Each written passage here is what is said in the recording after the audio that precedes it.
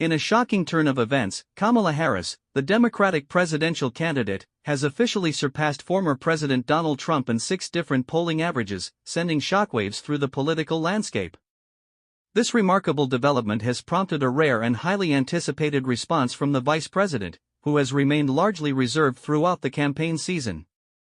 The shift in the polls, which has seen Harris gain a commanding lead in key battleground states, has been nothing short of a political earthquake. But before we continue this video, please kindly subscribe to our channel and click on the notification bell for more videos. Thank you.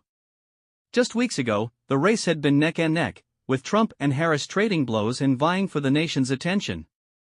However, the tide has now turned in Harris's favor, leaving the former president and his camp scrambling to regain their footing. The pivotal states of Pennsylvania, Michigan, and Wisconsin, which were crucial in the 2020 election, have now emerged as the battlegrounds where Harris has established a solid advantage. According to Newsweek, the Democratic nominee has surpassed Trump in 6 national aggregate polls, with margins ranging from 0.5 to 2.5 percentage points. In a recent statement, Harris expressed her gratitude for the overwhelming support she has received from voters across the country. "I am humbled and inspired by the trust that the American people have placed in me," she said. "This is not a victory for me, but a victory for the values and ideals that we hold dear: equality, justice, and a brighter future for all."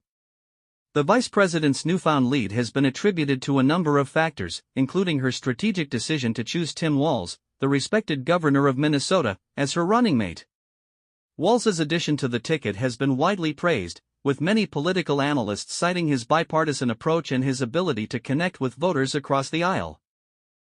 In contrast, Trump's selection of J.D. Vance as his vice presidential candidate has been met with criticism and controversy, further widening the gap between the two campaigns. Notably, a poll conducted by the New York Times and Siena College has revealed that if the election were held today, 50% of likely voters in Michigan, Wisconsin, and Pennsylvania would choose Harris, while only 46% would support Trump.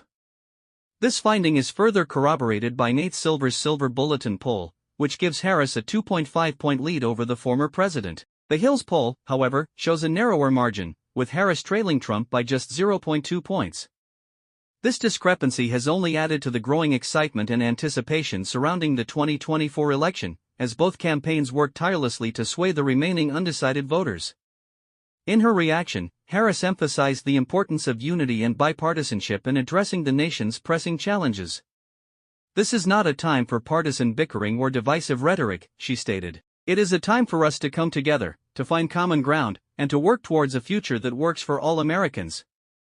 The vice president's message of unity and inclusivity has struck a chord with many voters, who have grown weary of the constant political gridlock and the inability of lawmakers to work across the aisle.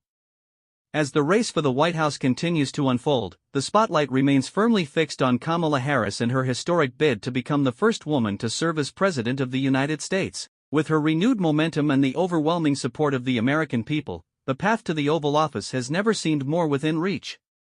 In the coming weeks and months, the nation will be watching closely as Harris and her campaign team chart a course towards victory.